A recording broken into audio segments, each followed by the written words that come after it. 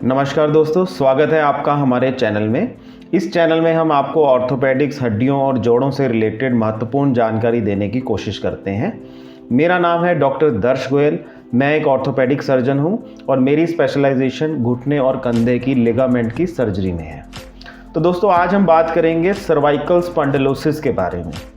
क्या है ये सर्वाइकल स्पॉन्डिलोसिस, ये क्यों होती है और अगर ये हो जाए तो इससे हम कैसे बच सकते हैं और क्या इसका इलाज है, इसके बारे में हम पूरी जानकारी लेने की कोशिश करेंगे। तो सबसे पहले अगर हमें सर्वाइकल स्पॉन्डिलोसिस को अच्छी तरह समझना है तो हमें गर्दन की बनावट को पहले समझना होगा, तभी हम जान पाएंगे कि ये क्यों होती है और इसके क्या उपाय किए जा सकते हैं।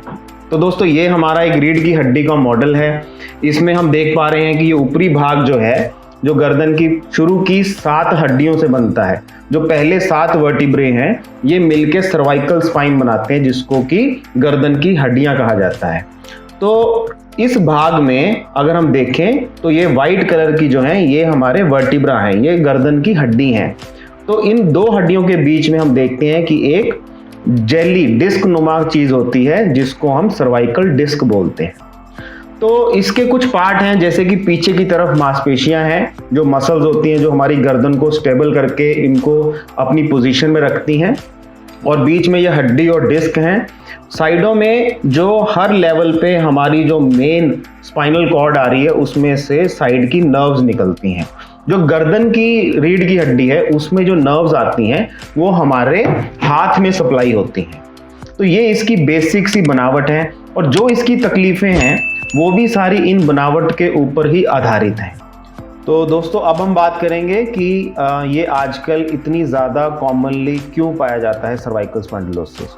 तो जैसे कि आप जानते हैं कि आजकल हमारी जो रोज़मर्रा की ज़िंदगी है, इसमें मोबाइल का यूज़ बहुत ज़्यादा बढ़ गया है, और जितने भी आजकल काम होते हैं ज़्यादातर लैपटॉप पे ही होते हैं, और टीवी का भी एक्सेसिव यूज़ जो है वो हमारे सर्वाइकल स्पॉन्डिलोसिस का एक बड़ा कारण है। ज़्यादातर आपने देखा होगा कि जब मोबाइल यूजेज होता है तो गर्दन की जो पोजीशन है वो इस तरह से रहती है। जब हमारी गर्दन इस पोजीशन में रहती है तो बहुत टाइम तक हमारी गर्दन की मसल्स जो हैं वो बेंड होने से उनमें अकड़ाव आना शुरू हो जाता है।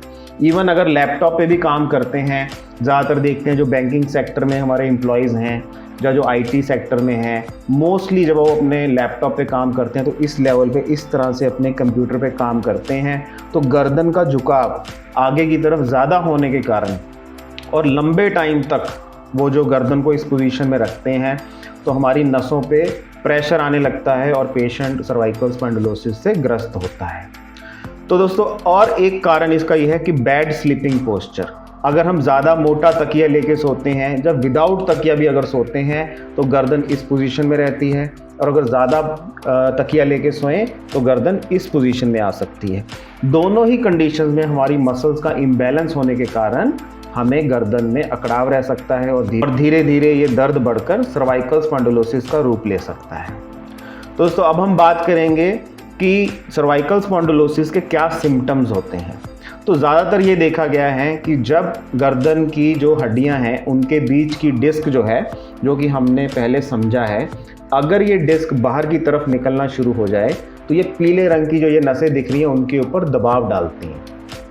जब ये इनके ऊपर दबाव डालती हैं तो इस नसों की जो सप्लाई हमारे हाथ में जानी है, उसमें ब्लॉकेज आने के कारण हमें हाथ में सीवियर पेन होता है।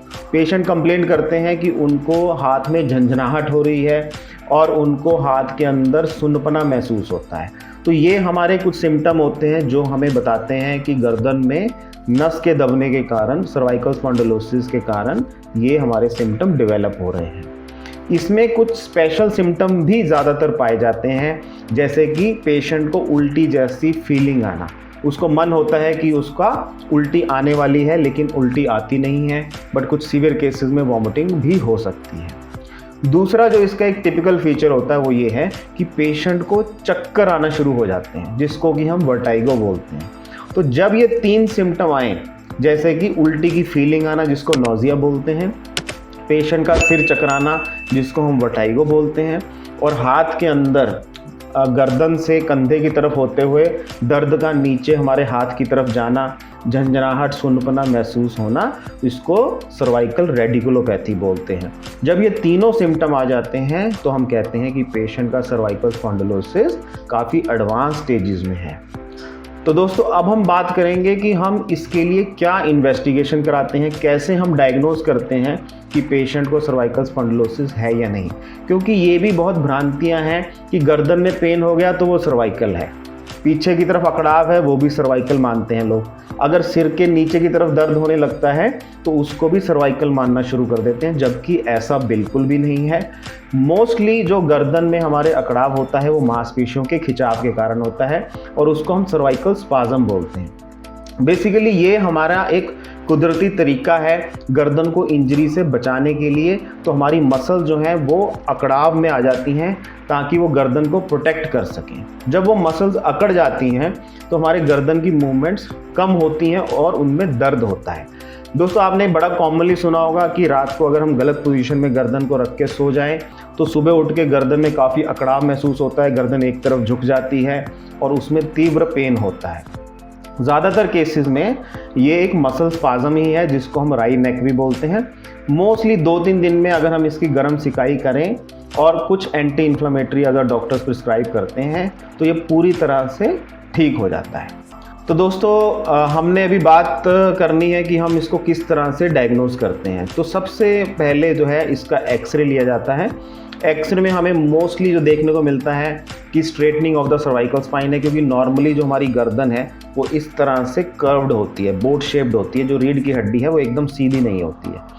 लेकिन अगर पेशेंट की मांसपेशियों में अकड़ाव हो तो ये गर्दन का जो नॉर्मल कर्व है ये सीधा हो जाता है और हमें एक्सरे में दिखाई देता है there is straightening of the cervical spine. तो इससे हमें पता लगता है कि पेशेंट के सर्वाइकल स्पाज्म है। दूसरा, अगर हमें लगता है कि पेशेंट को कहीं ना कहीं नस पे दबाव का कोई ना कोई कारण है, जब उसको डिस्क प्रॉब्लम है, जब फैसेट जॉइंट आर्थ्रोपैथी है, तो ऐसे केसेस में एमआरआई एक बहुत ही सहायक इन्वेस्टिगेशन है। एमआरआई कराने से हमें ये जानकारी मिलती है कि कौन से हड्डी के मनके के ऊपर ये दबाव है और वो दबाव कितना है, कम है या ज़्यादा है। तो आइए अब हम जानते हैं कि हम किस तरह से सर्वाइकल स्पॉन्डिलोसिस से बच सकते हैं, या अगर हमें ये हो गया है तो हम इससे कैसे निजात पा सकते हैं। तो सबसे इम्पॉर्टेंट है पोस्चर करेक्शन। जो हम ये फेसबुक, व्हाट्सएप, इंस्टाग्राम, जो ये गर्दन झुका के लंबे टाइम तक हम फ़ोन का इस्तेमाल करते हैं, इससे हमें बचना चाहिए और गर्दन का एक स्ट्रेट पोस्चर रखने की हमें कोशिश करनी चाहिए। ज़्यादातर हमने देखा है कि जो ऑफिस एम्प्लॉयज़ हैं, जो कंप्यूटर पे काम करते हैं, उनकी जो स्क्रीन हाइट है वो ज़्यादातर नीचे होती है टेबल के लेवल पे, जिसके कारण उनको लंबे समय तक गर्दन को झुका के काम करना पड़ता है। उसके लिए हमें जो स्क्रीन हाइट है वो हमारे आई लेवल पे होनी चाहिए, प्लस जो कीबोर्ड की हाइट है वो हमारे लैप लेवल पे, हमारी नीचे की तरफ रहनी चाहिए, ताकि हमारे कंधे भी एक लेवल पे रहें और हमारी गर्दन स्ट्रेट रहे, ताकि हमारे ना तो कंधों के ऊपर एक्सेसिव स्ट्रेन आए और ना ही हमारी गर्दन के ऊपर अकड़ाव और जोर आए। हम अगर रेगुलर व्यायाम करें तो भी हम अपनी मसल्स को स्ट्रॉन्ग कर सकते हैं और रोज़मर्रा की जो स्ट्रेसेस आती हैं हमारी गर्दन पे और कंधे पे, उसको हम बेहतर तरीके से झेल सकते हैं। अब हम बात करेंगे पिल्लो के ऊपर, जो कि एक बहुत ही कॉमनली आस्क्ड क्वेश्चन है कि डॉक्टर साहब हम कितना मोटा पिल्लो लें भी या ना लें। तो इसमें मेरा आंसर मोस्टली ये रहता है कि पिल्लो एक मीडियम लेवल का पिल्लो रखना चाहिए, ना तो बहुत मोटा होना चाहिए और ना ही विदाउट पिल्लो सोना चाहिए। क्योंकि अगर हम साइड में विदाउट पिल्लो सोते हैं तो हमारी गर्दन नीचे की तरफ इस तरह झुक जाती है, और अगर हम ज़्यादा मोटा पिल्लो लेते हैं तो गर्दन इधर को झुक जाती है। तो मोस्टली अगर हम मीडियम पिल्लो लेते हैं तो हमारी गर्दन को एक पर्याप्त सपोर्ट मिलती है, जिसके कारण वो गर्दन में अकड़ाव और दर्द होने की संभावना कम रहती है। तो दोस्तों रेगुलर व्यायाम, कुछ एक्सरसाइजेज हैं, अगर हम रेगुलरली इसको करें तो सर्वाइकल स्पॉन्डिलोसिस से बच सकते हैं। और अगर किसी को सर्वाइकल स्पॉन्डिलोसिस है तो भी इन एक्सरसाइजेज से हमें सर्वाइकल स्पॉन्डिलोसिस से निजात मिल सकती है। तो सबसे पहले तो हमें लॉन्ग वर्किंग आवर्स अवॉइड करने चाहिए। 20 से 30 मिनट के बाद हमें अपना पोस्चर चेंज करना चाहिए, 5-10 मिनट का ब्रेक ले लेना चाहिए और कुछ सिंपल सी सर्वाइकल स्ट्रेचिंग एक्सरसाइजेज हैं जो हमें करनी चाहिए। तो दोस्तों अब हम बात करेंगे सर्वाइकल स्ट्रेचिंग एक्सरसाइजेज की। तो सबसे पहली जो स्ट्रेच है उसमें हम गर्दन को ऊपर की तरफ देखेंगे और फिर हम न्यूट्रल पोजीशन में आएंगे और फिर दोबारा गर्दन को नीचे की तरफ देखेंगे। और फिर हम जो नेक्स्ट एक्सरसाइज है उसमें क्या है, स्ट्रेचिंग हमको राइट एंड लेफ्ट साइड करना है। तो हम गर्दन को राइट साइड में देखेंगे और फिर हम उसके बाद लेफ्ट साइड देख सकते हैं। जो थर्ड स्ट्रेच है उसमें हमें साइड में अपने बेंड करना है गर्दन को शोल्डर की तरफ। तो सबसे पहले लेफ्ट बेंड हो गया और फिर उसके बाद राइट बेंड हो गया। आखिरी जो स्ट्रेच है उसमें हम 360 डिग्री मोशन लेंगे गर्दन का, इस प्रकार से। तो इन स्ट्रेचेस से हमारी गर्दन की सभी मांसपेशियों में मूवमेंट होती है, जिसके कारण उनका अकड़ाव कम होता है। इन्हीं स्ट्रेचेस को आप अपने हाथ की सहायता से भी कर सकते हैं, जैसे कि इस तरह से अपने पकड़ के गर्दन को आप बेंड कर सकते हैं, उसी प्रकार इस तरफ से पकड़ के गर्दन को स्ट्रेच कर सकते हैं। तो अब हम बात करेंगे स्ट्रेंथनिंग एक्सरसाइजेस की। तो गर्दन की कुछ सिंपल सी स्ट्रेंथनिंग एक्सरसाइजेस हैं जिसको करके हम अपनी गर्दन की मांसपेशियों को स्ट्रॉन्ग कर सकते हैं, ताकि वो रोज़मर्रा की गर्दन के ऊपर आने वाली स्ट्रेसेस को झेल सकें। तो सबसे पहली जो स्ट्रेंथनिंग एक्सरसाइज है उसमें अपने हाथ को इस तरह से जोड़िए और माथे पे रखिए। इसमें हमें अपने फेस को आगे की तरफ दबाना है और हाथों को पीछे की तरफ, और 10 सेकंड तक इसको रोक के रखें।